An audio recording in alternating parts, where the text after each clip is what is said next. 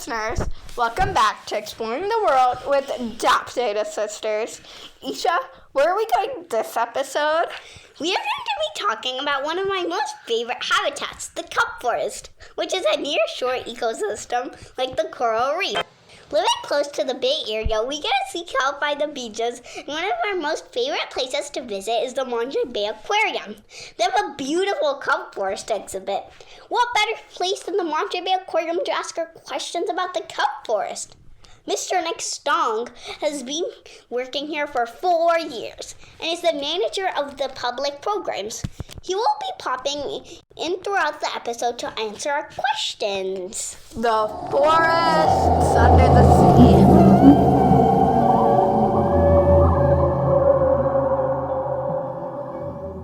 Well, except without the actual trees, but with long brownish-green plants that reach up to the surface of the water. Kelp anchors to the rocky seabed, and just like coral reefs, they form colonies too. But something different about kelp and coral reefs is the fact that kelp forests grow super tall and very quickly, and therefore the opposite of coral reefs, which only grows 2 centimeters in 1 year. Ha! If the kelp and the coral had a growing competition, I guess we all know who's gonna win. Kelp has been debated about whether it's an algae or a seaweed. It's constantly changing. Well, what's it now? Let's ask Mr. Nick, Ria. So, Mr. Nick, is a kelp an algae or is it considered a plant? Oh, I was afraid you were going to ask this question. This has changed a little bit. So when I was in high school and college in, early 2000s, it was classified as a plant, I believe. And I think it is currently classified as an algae, but there's a chance it's classified now as kind of a third thing. Neither, quite plant or algae. That's kind of gone back and forth. But I think it's leaning a little bit more towards algae. The thing that changed is that algae used to lay under the plant umbrella. Algae used to be considered plants, and I think that was sort of reclassified right around when I was in college. And I don't know what the current school is. Listeners, if you want to know, we're holding the answer for dramatic purposes, and we'll reveal the answer next episode. But make sure to log what you think in the poll below.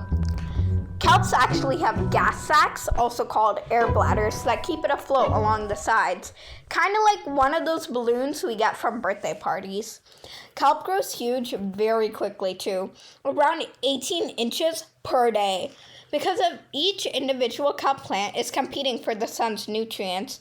So if a giant kelp completely covers the sun for the kelp beneath it, then it won't be good for the other kelp. Overall, kelp usually grows to about 120 feet tall, which is actually taller than most trees. Ooh, that's cool! Apparently, kelps from the genus called Macrocydus, also called giant kelp, are actually the largest kelp species scientists have discovered so far. They reach up to about 215 feet tall. Wait, did we cover where kelp grows yet? Not yet. Kelps can be seen along much of the west coast of North America. Kelp live in cool, relatively shallow waters close to the shore. They grow in dense groupings, much like a forest on land. These dense canopies of algae generally occur in the cold, nutrient-rich waters. Because of their dependency upon light and photosynthesis, kelp forests form in shallow open waters and are rarely found deeper than 49 through 131 feet. Whoa, that's a whole speech you just said there, Isha. I know, right? My jaw kind of hurts. You talk now. Well, actually, I thought we could talk to Mr. Nick now. Okay, can you please tell us the importance of kelp in our oceans? So why is it important that we have kelp? Oh, I love Kelp Forest so much. I have it here as my background. I think it's my favorite exhibit this week at the aquarium. I say this week because it changes. My favorite changes all the time. The Kelp Forest is a unique ecosystem It's not found just anywhere. It's found in a handful of places around the world, on the coast of the United Kingdom, down on the coast of South Africa, some places in New Zealand and Australia, here on the California coast. And it is really, really biodiverse. So what that means is kind of like a rainforest on land, many different types of animals call the kelp forest home. So you can have a patch of kelp forest that isn't that large, being the home for hundreds of species of invertebrates, dozens of species of fish, dozens of species of other algae in addition to the kelp. Marine mammals like seals and sea otters, even gray whales are migrating around the kelp forest certain times a year. So if you're just looking at the importance of a habitat based on how many animals call that habitat home, the kelp forest is right up there. It's all, one of the things I love about it is multi-dimensional. So if you think about a big tall hotel or a big tall apartment building where there's people living at all different layers, it's kind of how a kelp forest works. You'll have a whole community of animals that love the rocks and the holdfast down at the bottom. You'll have the midwater with schooling fish and rockfish. And then you'll have the canopy with maybe diving birds, kelp perch, or animals that like to have their babies in camouflage in the fronds up at the surface. And so what makes it like perfect conditions for kelp to thrive? So, yeah. Great question.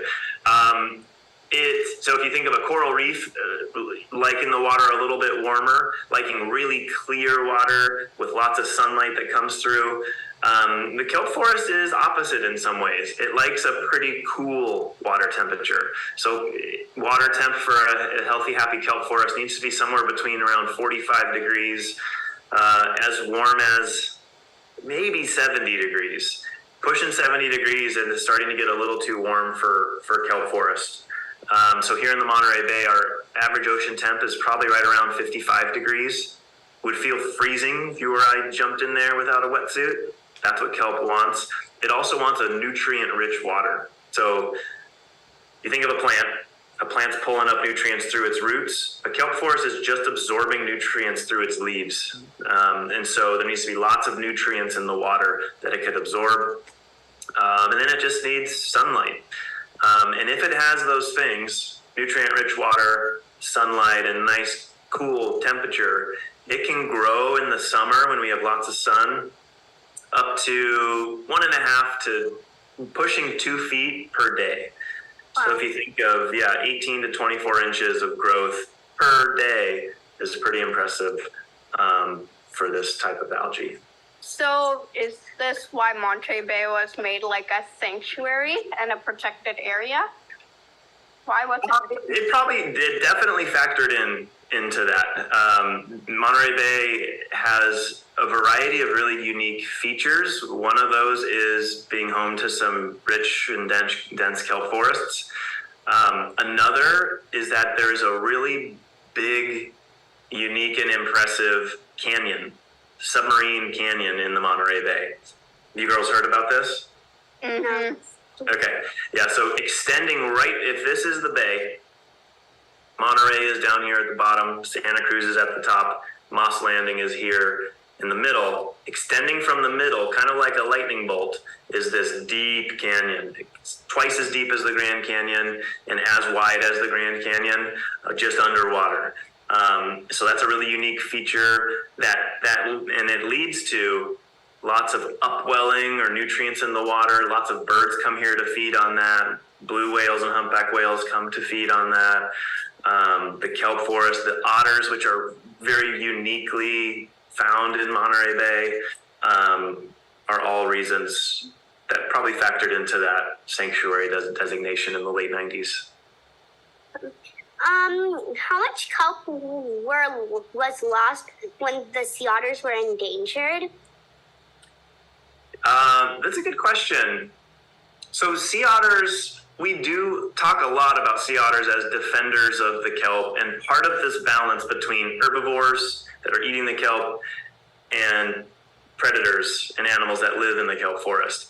Otters aren't the only ones eating the urchins. So California sheephead is a really cool type of fish that loves to eat urchins.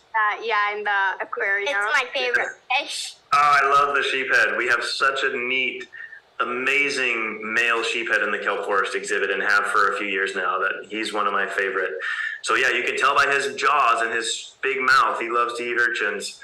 So they play a role. There are other urchin eaters, certain let's see, I think there's a lobster species that eats urchin. The sunflower star eats small urchins, although there aren't many of the sunflower stars around these days. But to answer your question, the combination of the otters their populations being lowered, and also temperatures rising a little bit over the past few decades in the ocean have caused some stress for the kelp forest. So if you were to time travel back 200 or 300 years, there probably would have been a lot more kelp coverage along the coast. I can't really guess at exactly how much more. I don't know that number. But there are lots of efforts between sea otter rehabilitation, sunflower star research, to help bring those kelp forests back. For the kelp, does the kelp rot in the sea? And if it doesn't, how does it not rot? Yes. I'm going to ask you a clarifying question to make sure I answer your question correctly. Do you mean while it's growing, does it rot? Or do you mean like after it, once it breaks off or sort of dies? Both. Okay. So while it's growing, it doesn't rot as long as it's attached to the bottom and alive. A kelp plant can live about 7 years. It typically gets ripped out by waves every winter. So our kelp coverage in the bay is at its thickest in the summer when the waves are really small and the storms haven't really been happening. And the sun is really bright, so it's growing a lot. Then as we push into fall, like today here in Monterey Bay, the waves are 15 to 20 feet tall. So we have really big swells today, and that's just the start of a long winter of big waves and storms. So most of the giant kelp will be ripped out in the winter by the storms, but the little holdfasts down on the rocks will remain, and those will grow back the next year. So that holdfast will live about 7 years, getting ripped out and growing back every year. And so as long as it's growing, it'll grow up to the surface of the water, and then it will just kind of lay over on the surface and form a big dense canopy, kind of like you can see in my background up here. That's Oh, yeah. When it does get ripped out, a couple things can happen. One, it can wash up on the beach.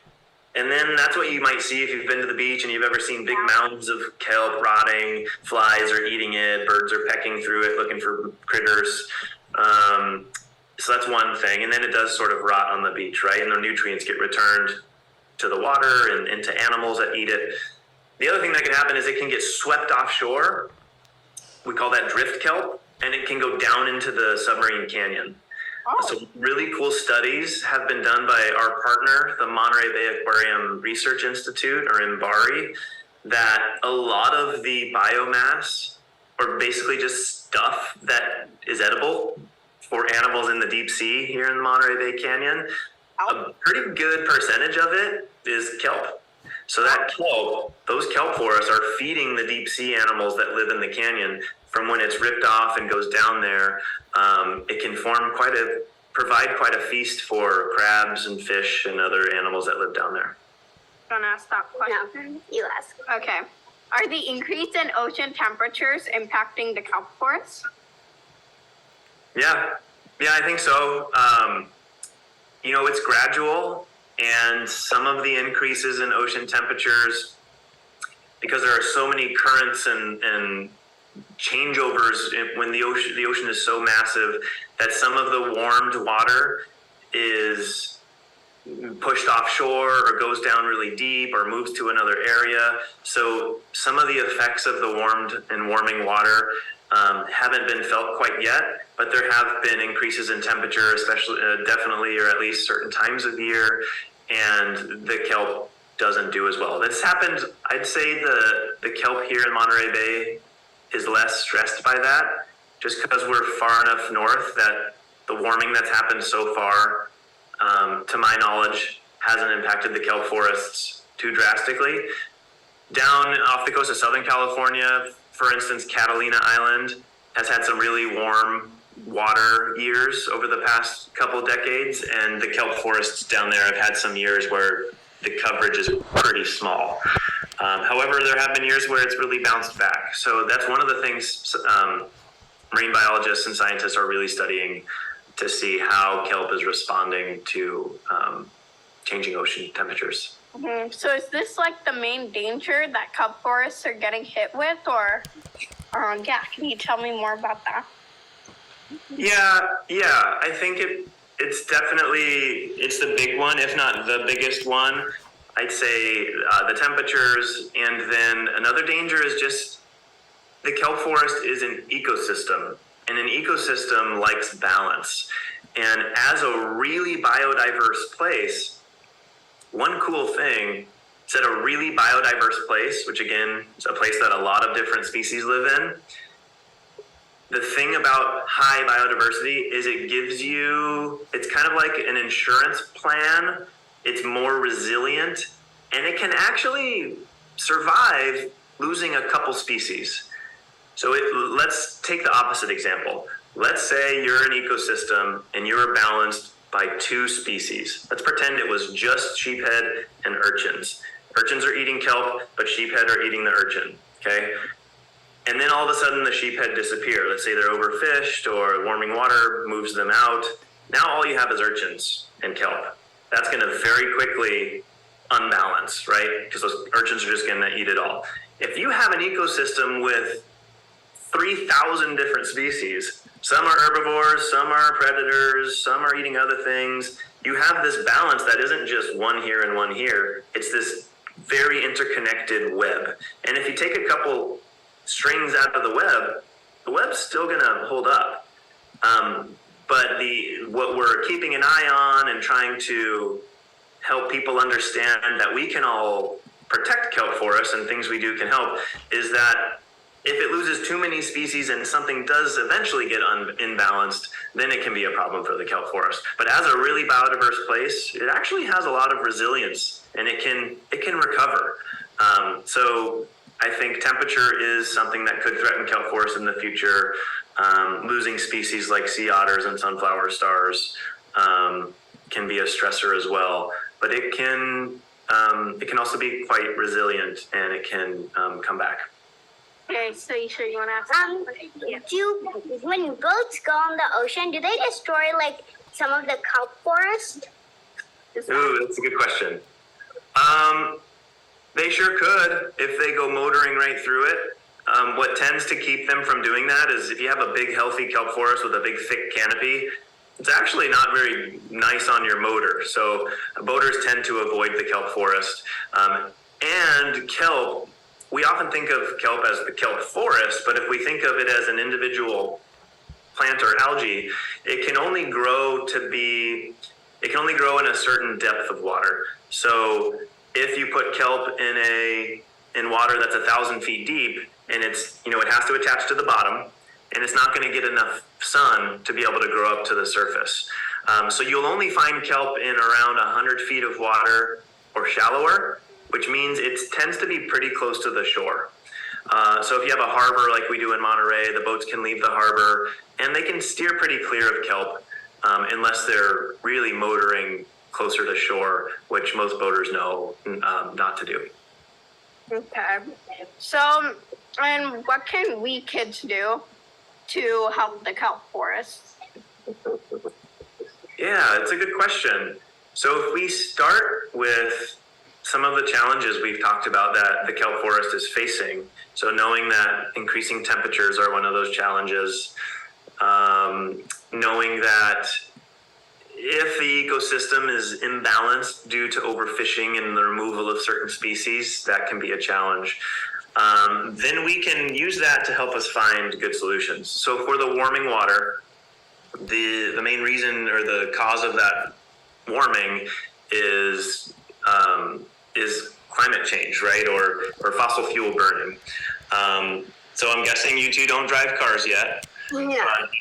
But things like carpooling, riding our bikes, but even turning off lights when we leave rooms, those can make a difference. The less energy we use, and some of that electricity, we're lucky here in California, comes from renewable sources. So you turn on a light bulb in your house, some of that electricity is just coming from wind or the sun, which is really awesome. But some of it's probably also coming from fossil fuels, or like coal or oil. So the less of that we can use, the less we're contributing to warming. That's a big thing. Maybe seeing if there's things that your school can do. Our house is just one relatively small piece of a big community, but a school can oftentimes have many rooms with lots of lights, and so maybe starting a club or a discussion around how green or how environmentally friendly is our school. Are there ways that have all our light bulbs been changed to LEDs? Are there motion sensors on the lights so when people aren't in the room they go off? Asking some of those questions can lead to a big change that can have really, really cool results. Okay, so Isha, do we have any more questions? Yes. Like the coral reef, we know if they're like healthy or not by the number of sharks. How can we know if a kelp forest is healthy? Otters are definitely a sign of a healthy kelp forest. But like we've talked about, it can be other animals that maybe you can't see from the surface, like sheephead, sunflower stars. But really, if you see big patches of kelp at the surface, some people go to the beach and they look out, or even at the aquarium, they look out off our back deck and they see these big patches of brown stuff. They go, "Ooh, what is all that stuff?" Not knowing that that's a healthy kelp forest. And under there are thousands of species, flourishing. So that's really neat. That's a good sign of a healthy kelp forest. What you'll see when a kelp forest is unhealthy, if you're diving or snorkeling, you'll see what we call an urchin barren, which is where urchins have kind of taken over, and you'll see rocks just covered in purple sea urchins. And they can scrape those rocks down, so not even other algae or crabs or critters are living there. It's just rock and urchins. So that's definitely a sign of what is no longer a healthy kelp forest. And those are the areas that aquarium researchers and other people who are working on this are looking at as possible places to restore and bring kelp forests back. Oh, yeah. So could you talk a bit more on restoring kelp forests?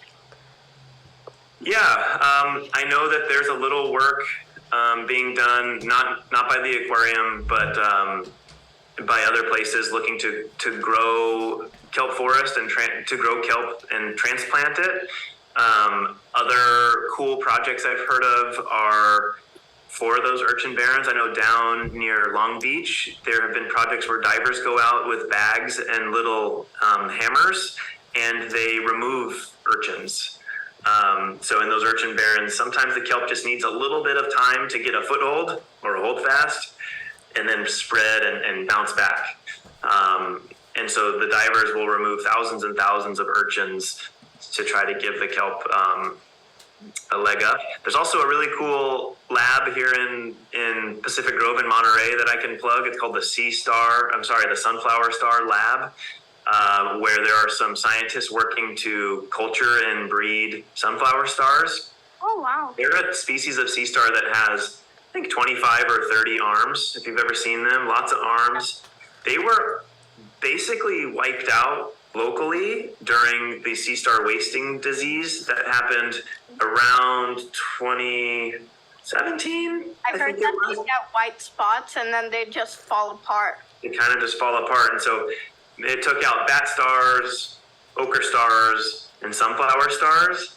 Bat stars and ochre stars have come back. There are lots of them returning to the areas you would normally see sea stars around here, which is really awesome news. Sunflower stars have yet to come back. They're locally extirpated or kind of just gone. And so this lab is looking at how they can culture them. They're studying them and then figuring out, can they culture them in a lab and reseed them back into these populations, because that will really help kelp forests as well. So why do the scientists care so much about the sunflower stars? Yeah, I should have mentioned that. They are big sea urchin predators. So they love to eat urchins. I think almost exclusively they eat sea urchins. And so they would sort of be partners with the sea otters, keeping those urchin populations in check. And they're just a natural, they're a part of the ecosystem here.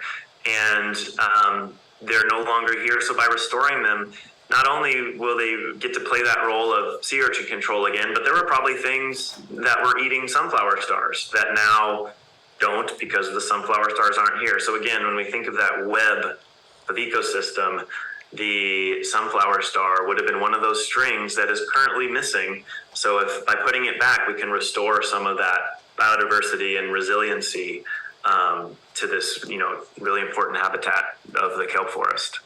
Listeners, I hope you enjoyed the Kelp Forest episode and hopefully learned something new. We want to give a big thank you to Mr. Nick and Adrian in the Monterey Bay Aquarium for organizing this interview. If you go to the Monterey Bay Aquarium, be sure to check out the otters and the big-headed sheephead. Be sure to tune in to the next episode about the Monterey Bay and how the kelp forest got sick there. My instance and freesound were used for the sound effects. Bye, and have a kelp-fastic day.